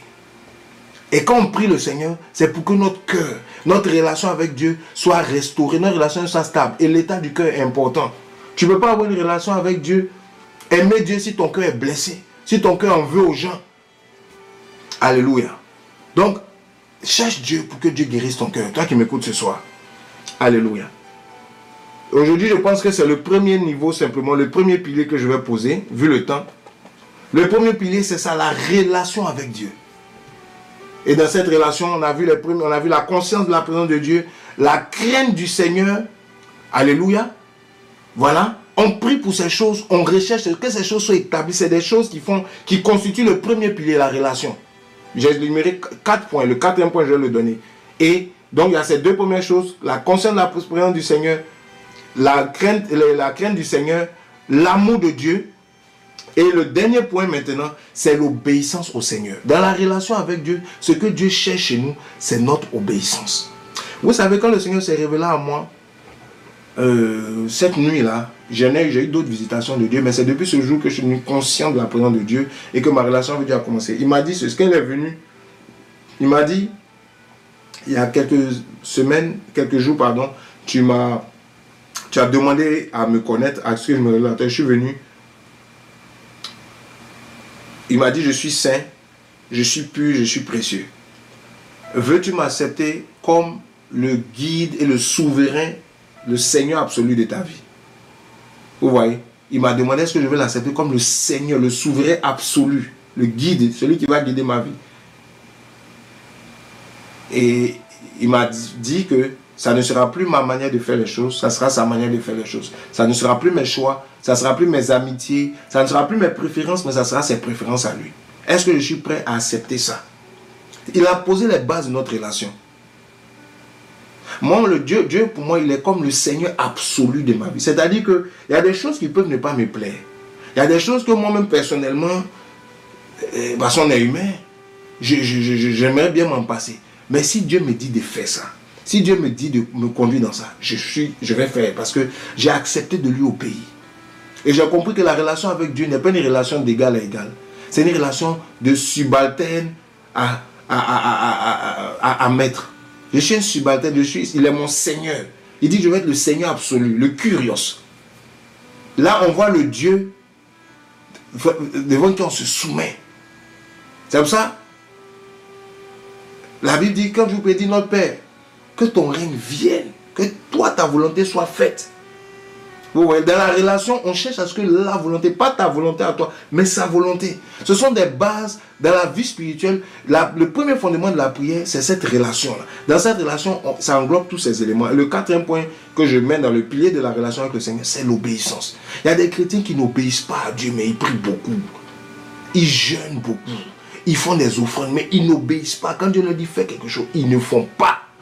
Voilà. Parce que c'est trop dur, ils ne font pas. Parce qu'ils disent que ce n'est pas normal. Ils ne font pas parce qu'ils ne sont pas soumis à Dieu. Et ils n'ont pas une relation avec Dieu qui peut marcher. Je vais vous dire quelque chose. Une relation avec Dieu, les 4 éléments que je vous ai donnés, ce sont les éléments qui constituent la relation avec Dieu.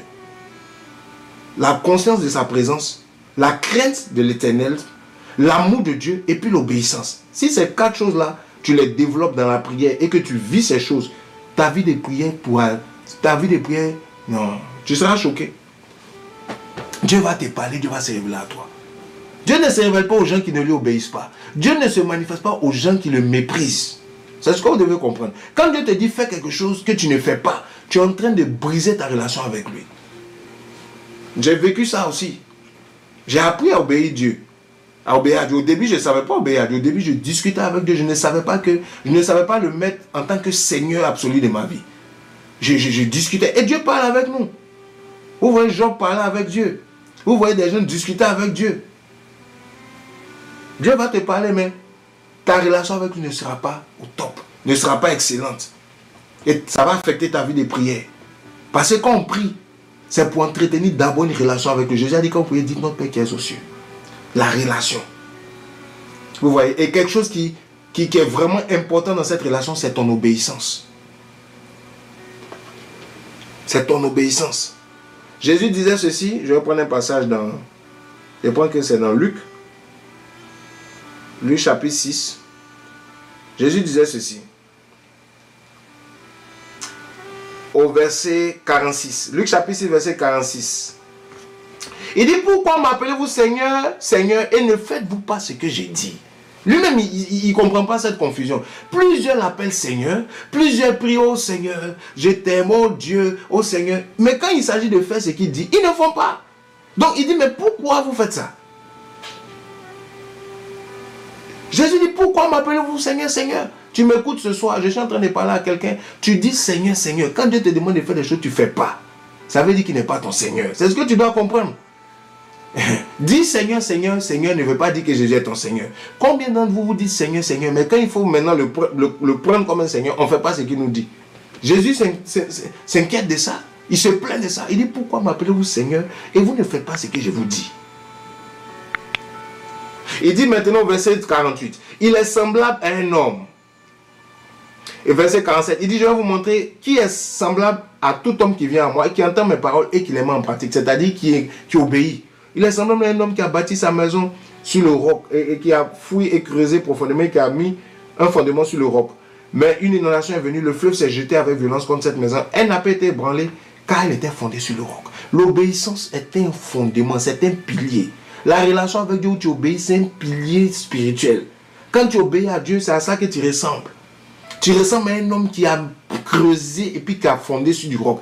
Peu importe la tentation, moi, un de mes secrets, c'est mon obéissance à Dieu. Oh, si Dieu me fait tomber, fais-moi désobéir à Dieu.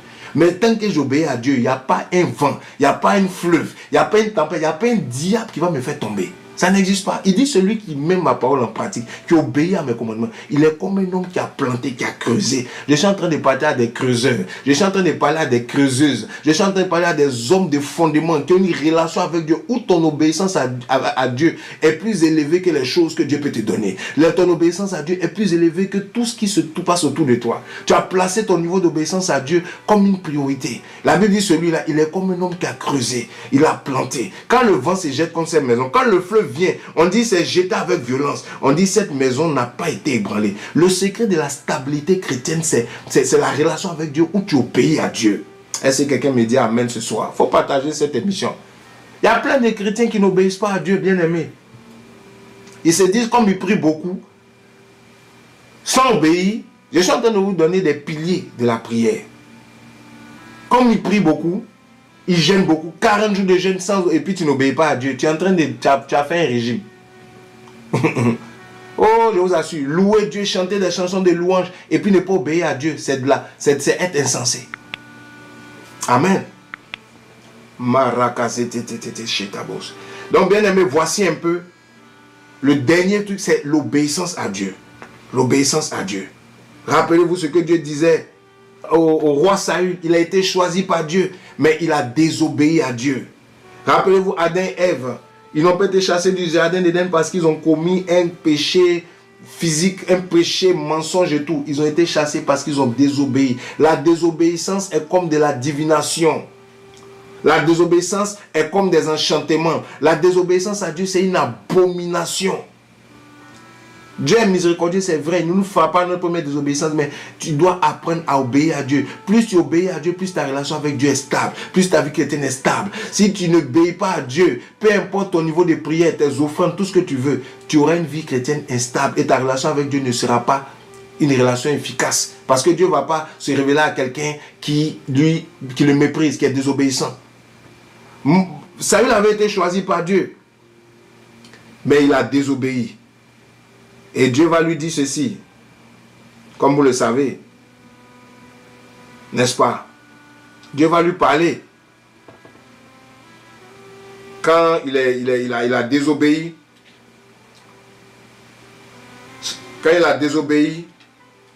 voici ce que le Seigneur va lui dire, n'est-ce pas? Dans 1 Samuel, je pense que c'est dans 1 Samuel 16, je vais trouver ça. Et non, pardon, qu'est-ce que je dis? 1 Samuel 13.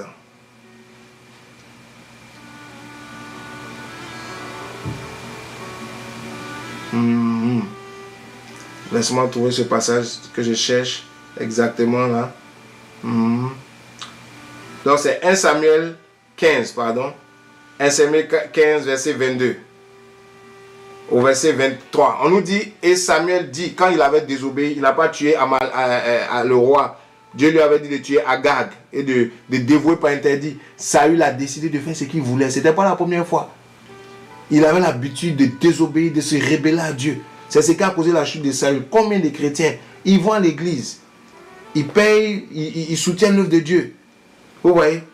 Ils soutiennent l'œuvre de Dieu, ils vont à l'église, ils font beaucoup de choses, mais ils n'obéissent pas à Dieu. Ils discutent avec Dieu. Ils respectent avec Dieu. Saül avait l'habitude de faire des offrandes alors qu'il n'était pas sacrificateur. Quand on le reprenait, il discutait. Ça a causé le début de sa chute. Et il ne s'est pas repenti. Il a continué là, au verset 22, Samuel va lui dire, de 1 Samuel 15. On nous dit, et Samuel dit, l'Éternel prend-il plaisir aux holocaustes et aux sacrifices comme à ceux qu'on écoute la voix de l'Éternel? Voici, écouter est meilleur que le sacrifice. Prêter l'oreille est meilleur que la graisse des béliers. Dieu préfère plus que tu obéisses à ce qu'il te dit que tu lui donnes ta dîme. Dieu préfère à ce que tu lui obéisses plus et que tu lui fasses des offrandes. Quand Dieu te dit de faire quelque chose, de te soumettre à sa volonté, à une instruction, ça a plus de valeur que les offrandes que nous faisons dans nos églises. Et puis on pense que c'est ça seulement, obéir à Dieu, c'est l'argent. Non, obéir à Dieu, c'est soumettre ton caractère, soumettre ta vie, ta volonté à Dieu. Je connais plein de gens qui font plein d'offrandes. Celui qui sème moissonne, il n'y a pas de problème. Si tu sèmes quelque chose, tu vas moissonner. Si tu plantes un grain dans ton champ, tu vas récolter. C'est la même chose spirituellement. Si tu sèmes, tu vas moissonner. Mais tu ne seras pas agréable à Dieu. Ce n'est pas parce que tu as moissonné quelque chose que tu as sémé que ça veut dire que tu es agréable à Dieu. Je veux dire ça à quelqu'un. Plusieurs pensent que comme ils font des offrandes à Dieu, ils sont agréables à Dieu. Non. La Bible dit que écouter sa voix, prêter l'oreille est plus important. Dieu prend plaisir à lorsqu'on écoute sa voix. Parce que écouter sa voix est meilleur que la graisse des béliers. C'est-à-dire, c'est meilleur que les offrandes, c'est meilleur que l'argent, c'est meilleur que les choses qu'on peut lui offrir. L'obéissance, c'est la plus grande offrande qu'on fait à Dieu. L'obéissance, c'est le plus haut niveau d'adoration qu'on peut donner à Dieu. Quelqu'un qui dit il adore Dieu, qui n'obéit pas à Dieu, il est dans la confusion lui-même.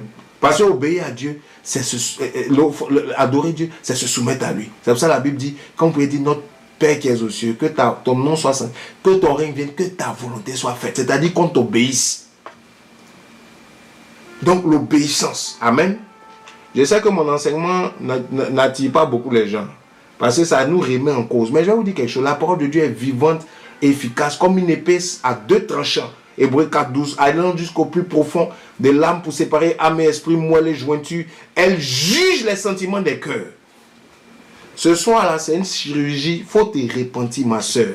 Répands-toi, mon frère, de ta désobéissance à Dieu. Il y a des choses que Dieu t'a demandé de faire en début d'année, jusqu'aujourd'hui tu n'as pas fait. Ça fait 3 mois, 4 mois. Chaque jour tu remets à demain. Chaque fois tu repousses à plus tard. Et tu ne cherches pas dans tes prières à obéir à Dieu. Tu ne cherches pas dans tes prières à craindre Dieu. Tu ne cherches pas à avoir une relation avec Dieu où tu le crains, où tu es conscient de sa présence, où ton amour pour Dieu grandit et où ton obéissance à Dieu pour Dieu grandit. Mais on veut que Dieu nous donne une percée. On veut que Dieu nous donne les mariages. On veut que Dieu nous donne un travail. On veut que Dieu nous donne l'argent. On veut que Dieu nous révèle comment on va l'utiliser. Il va nous utiliser comme des prophétesses. Il ne va rien te révéler. Amen. Oh, mes amis, moi je vous dis la vérité seulement. Il va te révéler quoi? Quelqu'un même qui n'obéit pas à ce que Dieu lui demande. Maintenant, toi, il va te donner un message à apporter à ta génération. Tu vas aller conduire les gens dans la rébellion. Tu vas aller conduire les gens dans n'importe comment. Pourquoi? Parce que l'onction commence par la tête. Voici pourquoi Dieu a disqualifié Saül. Saül était un roi rebelle. Il allait forcément gouverner, communiquer sa rébellion au peuple. Il fallait un homme selon le cœur de Dieu. Dieu ne cherche pas quelqu'un qui a du talent. Saül était très grand. Il était très beau. Il avait le talent. Il avait naturellement, il était béni. On dit qu'il n'y avait personne comme Saül dans tout Israël. Ouh, quel bel homme. Quel homme de grâce. C'était un guerrier. C'était un homme fort. C'était un grand. Mais il n'aimait pas Dieu. Et il n'obéissait pas à Dieu. C'est ça qui était sa pète. Tu peux avoir des grands talents, tu peux être beau, tu chantes bien, tu prêches bien, tu enseignes bien. Mais si tu n'obéis pas à Dieu, Dieu va te rejeter. Ce qui intéresse Dieu dans notre relation avec lui, dans la prière, c'est d'abord que nous ayons une relation avec lui, dans l'intimité. La relation avec Dieu est trop importante, mes frères. C'est le premier pilier de la prière. Si tu as une vie de prière qui ne te permet pas d'avoir ces choses-là dans ta relation avec Dieu, revois-toi, répands-toi. Réajuste ta vie de prière. Si tu mettais plus l'accent sur les choses que Dieu va te donner, parce que tu as mangé, tu es rassasié, et c'est à cause de ça que tu pries, change ta mentalité par rapport à la prière. Ce soir, c'est un enseignement qui vient pour nous ramener à Dieu. Je finis avec le passage de Samuel. 1 Samuel chapitre 15, verset 22 à 23. Le verset 23 dit, « Car la rébellion est comme le péché de la divination. » C'est ce que je disais. Et l'obstination, c'est-à-dire le fait de discuter avec Dieu. C'est quelqu'un qui est obstiné, c'est quelqu'un qui s'obstine, qui discute, qui persévère dans le mal, qui persévère dans la mauvaise voie. Il ne veut pas capituler. On dit l'obstination est comme une idolâtrie et des théraphim. Donc chaque fois que tu es rebelle, tu es comme un idolâtre parce que tu n'adores pas Dieu. Tu es en train d'adorer toi-même. Tu es en train d'adorer les choses pour lesquelles tu t'obstines. C'est-à-dire, ça peut être le péché, ça peut être des idoles, ça peut être des choses. Dieu peut te demander de couper une relation avec quelqu'un. Si tu t'obstines, tu es en train d'adorer cette personne. C'est comme une idole. C'est de l'idolâtrie. Dieu peut te demander d'arrêter d'aller dans un endroit. Tu continues d'y aller, c'est comme de l'idolâtrie. C'est ce qu'on est en train de nous dire. Chaque fois que tu te rebelles à Dieu, tu te positionnes comme un idolâtre. C'est-à-dire tu rends ton culte à quelque chose d'autre qu'à Dieu. Vous voyez comment c'est fort? Et des chrétiens se permettent, parce qu'ils ne sont pas allés fléchir des genoux devant Marie, ils ne sont pas allés fléchir des genoux devant ils ne font pas des chapelets, ils jugent les catholiques, ils jugent des gens qui se procèdent devant des statues. On est pareil. Si tu es rebelle à Dieu, tu es comme un idolâtre. C'est ce que je veux nous dire. Nous tous, on a besoin de repentance quand c'est comme ça. Tu vas juger des féticheurs, mais la Bible dit que celui qui est rebelle à Dieu, il est comme un fétiche, plutôt un idolâtre. Il fait de la divination. Souvent, on se met en hauteur par rapport aux autres. Je veux dire à quelqu'un, quand le Seigneur reviendra, il y aura beaucoup de surprises dans le corps de Christ. Parce que plusieurs chrétiens se diront, n'avons-nous pas prophétisé en ton nom? N'avons-nous pas chassé des démons en ton nom? Et je vais m'arrêter avec ce passage, c'est mon dernier passage. N'avons-nous pas fait des prouesses? Nous sommes dans Matthieu chapitre 7, à partir du verset 21. N'avons-nous pas fait des délivrances? N'avons-nous pas fait des guérisons? N'avons-nous pas chanté à ton nom, à ta gloire? Le Seigneur leur dira ceci. On nous dit, voilà, jusqu'au verset 20, on dit, ce ne sont pas ceux qui disent Seigneur, Seigneur, Matthieu 7, 21, qui entreront dans le royaume des cieux, mais celui qui fait la volonté de Dieu, de mon Père qui est dans les cieux. C'est celui qui fait la volonté de Dieu, c'est-à-dire celui qui obéit, c'est lui qui entrera au ciel. Tu peux faire tout ce que tu veux. Si tu n'obéis pas à Dieu, tu n'iras nulle part avec tes dons spirituels. Tu peux prophétiser, chasser des démons. Mais quand Dieu te demande de faire quelque chose, de donner une directive, tu ne suis pas. Il dit, verset 22, plusieurs me diront en ce jour-là, Seigneur, nous n'avons pas prophétisé en ton nom, nous n'avons pas chassé les démons. Ça n'impressionne pas Dieu. Je vais vous dire quelque chose. Chanter d'un courant n'impressionne pas Dieu. Prêcher à des fous n'impressionne pas Dieu. Prophétiser avec précision, tu donnes le nom, numéro de téléphone, couleur de sous-vêtements, quelles chaussettes les gens ont portées, ça n'impressionne pas Dieu. Ça impressionne les hommes, ils vont acclamer pour toi. Ils vont dire prophétie. Ils vont dire prophète avance. Homme de Dieu avance. Quand tu arrives dans le domaine spirituel, devant l'esprit du sacerdoce, le Dieu véritable, le Dieu de vérité, il dit arrière de moi. Je ne te connais pas. Je n'ai pas de relation avec toi. Tu peux chasser des démons, impressionner les hommes pendant que tu es loin de Dieu, pendant que Dieu t'a disqualifié. Et c'est ce qui s'est passé. Il dit, plusieurs diront, on n'a pas fait ces choses en ton nom. On a fait beaucoup de miracles. Verset 23, le Seigneur dit, alors je l'ai déclaré. Je ne vous ai jamais connu. Il n'a pas dit, je vous connaissais, je vous connaissais. Il dit, je ne vous ai jamais connu. Retirez-vous de moi, vous qui pratiquez l'iniquité. Et j'ai compris que l'iniquité ici, c'est désobéir à Dieu. Ce n'est pas mettre sa parole en pratique. Alors que tu sais que Dieu t'a parlé. Alors que tu es conscient que Dieu t'a parlé. Partagez ce message, s'il vous plaît. Il y a un réveil qui est en train de prendre place dans le corps de Christ. Dieu veut nous envoyer dans les profondeurs. Beaucoup de chrétiens se disent, si je prie, je jeûne, et que je ne tombe pas dans les péchés ouvertement, j'ai une bonne vie chrétienne. C'est faux. Quand Dieu te donne une instruction que tu ne suis pas, tu es comme Adam. Quand Dieu te donne une instruction que tu ne suis pas, tu es sur le point d'être chassé de ton jardin d'Éden. Quand Dieu te donne une instruction que tu ne fais pas, tu es comme un homme insensé qui a bâti sa maison sur le sable. Et quand le vent souffle, sa maison est ébranlée, sa vie chrétienne est ruinée. Souvent il cherche, il dit, mais j'ai fait quoi? J'ai bien bâti, je chante bien, j'aime Dieu, j'essaie Dieu. Non, ce que Dieu cherche, il dit quoi? L'obéissance vaut mieux que les sacrifices. Écouter sa parole, ça vaut mieux que la graisse des béliers. Alléluia. Les offrandes sont importantes, mais avec l'obéissance. C'est ce que je suis en train de dire. Voilà. Alléluia. Donc voici, je m'arrête ici au nom de Jésus-Christ. Je m'arrête ici. Le premier pilier aujourd'hui que nous voyons, c'est celui-là donc. Le pilier de la relation d'intimité avec le Seigneur. Et vous pouvez réécouter cet enseignement. Si votre relation avec le Seigneur a pris un coup, c'est par là que Dieu veut commencer. Dieu ne veut pas commencer à te donner des choses que tu cherches, que tu désires, des choses que tu convoites. Et puis c'est là que tu vas dire Dieu est avec moi. Non. Satan même peut te donner ces choses. Mais Dieu ne sera pas avec toi. Satan pouvait donner toute la gloire de ce monde à Jésus-Christ. Jésus ne cherchait pas les choses qu'on peut lui donner. Il cherchait la relation avec le Père. Père, à chaque fois, Père. Je te rends grâce de ce que tu m'exauces toujours. Père, pourquoi m'as-tu abandonné? C'était ça la préoccupation de Jésus. Que le Père soit avec lui. Que toi, quelle est ta préoccupation? Il y a des gens, quand Dieu n'est pas avec eux, s'ils ont l'argent du loyer, c'est bon. Dieu n'est pas avec eux, s'ils ont l'argent pour faire des achats, c'est bien. S'ils ont des beaux habits, c'est bon. Ils ne se préoccupent pas que Dieu ne soit pas avec eux. C'est des chrétiens. S'il va à l'église, même si Dieu n'est pas avec lui, qu'il va à l'église, c'est bon. Non, ils ont mis l'église avant Dieu. Comme tu connais un pasteur que tu peux appeler, Dieu ne te parle plus toi. Tu es heureux parce qu'il y a un pasteur qui te parle. Est en relation avec ton Père. Mes amis, sortez de l'idolâtrie au nom de Jésus. Chrétiens, sortez de la bassesse spirituelle. Que personne ne nous séduise. La relation avec Dieu passe avant tout. Je vous dis bien tout. Vaut mieux pour toi ne rien avoir dans ce monde et avoir une relation avec Dieu. Qu'à la fin ils disent, je te connais. Entre dans la joie de ton maître. Qu'ils disent, tu as prophétisé, tu as chassé les démons, tu as eu des dons spirituels, on t'a acclamé dans l'église, tu étais ancien, tu étais un apôtre que tout le monde connaissait, mais moi je ne t'ai jamais connu. Imaginez-vous le nombre de pasteurs, d'apôtres, de chrétiens qui vont se retrouver à la fin des temps où ils auront tellement fait des activités comme l'église de Sardes. Il dit, tu passes pour être vivant alors que tu es morte. Tu fais beaucoup d'activités, mais au-dedans de toi, il n'y a plus la vie. La relation avec Dieu n'est plus. Tu ne fais que faire des choses comme le vieux prophète. Tu as ta réputation que les gens te connaissent comme une église ou comme un chrétien qui est actif, mais Dieu n'est plus avec toi. Vous comprenez? Oui. Comme Saül, Dieu l'avait positionné, mais Dieu n'était pas avec lui. Mais tout le monde le reconnaissait comme le roi d'Israël. Tout quand il disait quelque chose, les gens suivaient, mais Dieu n'était plus avec lui. J'ai pris que tu ne te retrouves pas dans cette posture. Et ma prière, c'est de ne pas me retrouver dans cette posture. Je suis un homme de Dieu où je parle de Dieu, mais Dieu n'est plus avec moi. Quelle arnaque de Satan de te séduire au point de te faire croire que toutes ces choses que tu as te donnent de la valeur, alors que la chose la plus essentielle, tu ne l'as plus. Dieu n'est plus avec toi. Comme Samson qui se réveille après qu'on lui a coupé les cheveux.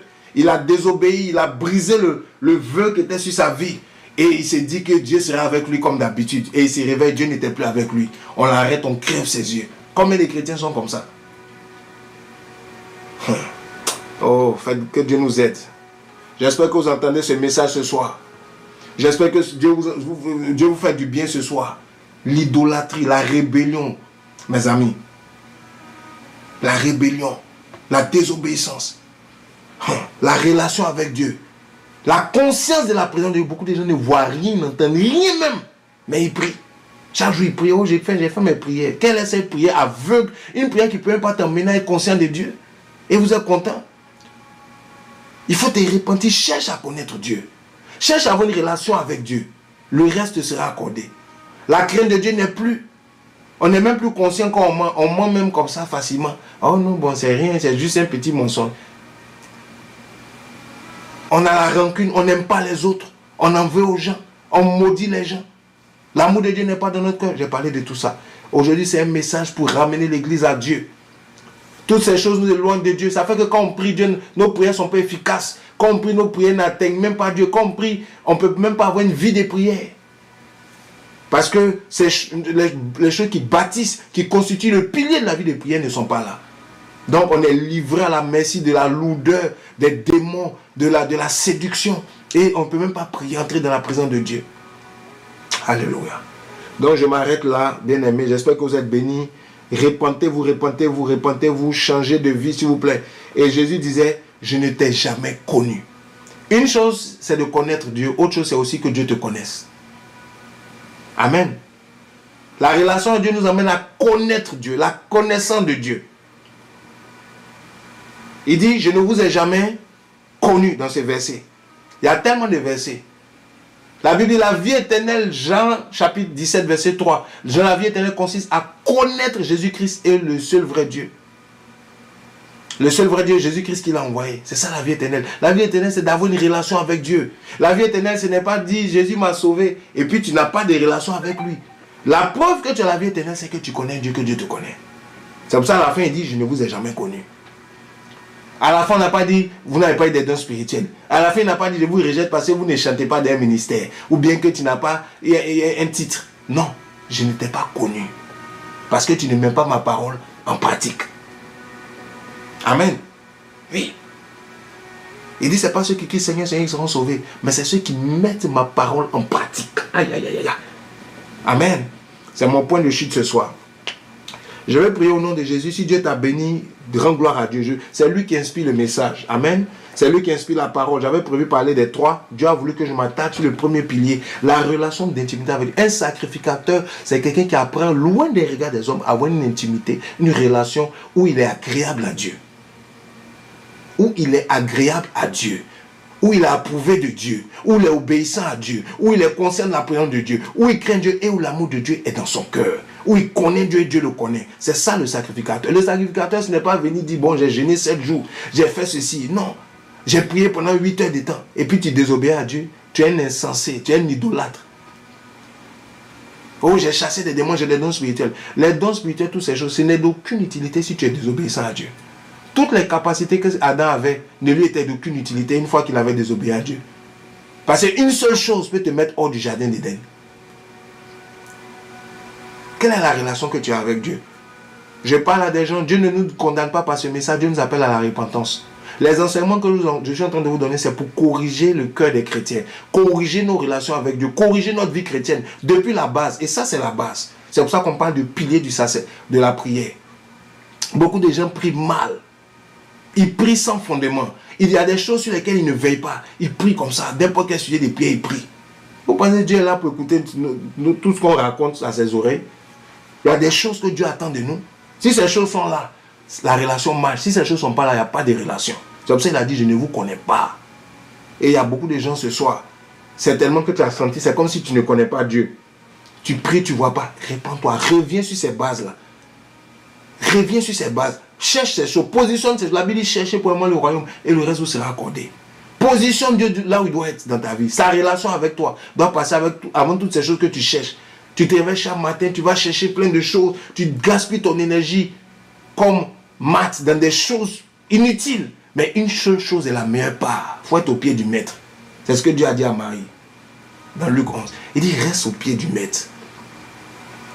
Reste au pied du maître. Une part est la meilleure. Marie a reçu sa part qui ne sera pas arrachée. Elle savait rester au pied. Elle savait rester à l'écoute. Écouter sa voix pour mettre en pratique. Mais tu as affairé dans des activités. Je te parle dans ton église, on te connaît partout. Tellement tu es dans tous les programmes, tu n'as même plus le temps de prier Dieu. Tu n'as même plus le temps d'avoir des temps de face avec Dieu. Tout le temps, tu as prié ici, veille tel jour. Il y a des pasteurs comme ça. Pour un lundi, mardi, mercredi. Vous ne savez même pas à quel moment ils aillent vers Dieu. Chrétien, tu dois avoir des temps où tu arrêtes tout pour aller vers Dieu. Pour vers que ta relation avec Dieu soit au top. Quand tu vois que ça ne va pas, tu arrêtes tout. Tu dis non, j'ai besoin d'une semaine, j'arrête tout. Je prends des congés pour me retrouver avec Dieu. Je demande une permission au travail, je prends 3 jours avec Dieu. Il faut que Dieu me parle. Il faut que Dieu se révèle. Il faut que je sois conscient de sa présence. Moi, ça m'est arrivé des fois dans les débuts de ma marche. Et même jusqu'aujourd'hui, quand je sens que les choses veulent trop prendre, j'arrête tout.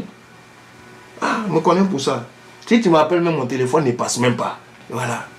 Il y a des temps, il faut arrêter de parler avec les hommes. Il faut parler avec un esprit, l'esprit de Dieu. Il faut le chercher jusqu'à ce que tu le trouves pour devenir conscient de sa présence. Seigneur, je veux te bénir ce soir pour ce message, pour cet enseignement. Je veux te bénir pour tous ceux qui sont en train de se repentir au son de ma voix ce soir, qui sont en train de réaliser leur vie, de réaliser que les bases de leur relation avec Dieu avaient été renversées, qui sont de réaliser que le pilier de leur relation avec toi n'était pas stable. Seigneur, je prie afin qu'ils puissent, au Seigneur, revenir à toi, ils puissent restaurer ces différents éléments, leur intimité avec toi, leur obéissance à ta parole, la crainte de ton nom dans leur vie. Oh Seigneur mon Dieu, la conscience de ta présence. Seigneur, l'amour de Dieu qui avait diminué dans leur cœur. Seigneur, je prie que tu nous aides. Aide ton peuple, aide tes enfants. Seigneur mon Dieu, fais-nous grâce. Que cette parole qui a été donnée ce soir restaure l'église, restaure les enfants, ramène ton peuple plus proche de toi. Seigneur, nous ne cherchons pas à prendre ta place dans le cœur des gens, mais que toi tu sois vraiment élevé dans le cœur de tes enfants. Que ta relation avec nous soit vraiment excellente, afin que nos prières soient plus efficaces, que notre vie de prière soit plus stable. Seigneur, dans le nom de Jésus, j'ai prié ce soir. Alléluia. Soyez bénis, soyez bénis, soyez bénis. Le Seigneur va restaurer beaucoup de cœurs. C'est ce qu'il me montre au travers de ce message. Le Seigneur va restaurer beaucoup de vies chrétiennes, beaucoup de vies de prière de plusieurs. Mettez ce fondement en pratique et laissez Dieu vous guider. Ça peut être difficile, mais le Saint-Esprit va t'aider à y arriver. Ça peut être difficile d'abandonner cette chose, d'abandonner cet homme, d'abandonner ses amis, d'abandonner cette habitude pour laquelle tu t'es éloigné de Dieu. Ça peut être difficile pour toi, n'est-ce pas, de faire passer Dieu avant les activités de l'église. Parce que les activités de l'église ont remplacé Dieu. Ta relation avec Dieu, tu te perds, tu sais plus ce que Dieu te dit, mais tu es très actif dans l'église. C'est à toi que je parle. Reviens vers le Seigneur. Cet enseignement a pour but de te rapprocher de Dieu. Pas d'un homme, pas de moi, mais du Seigneur.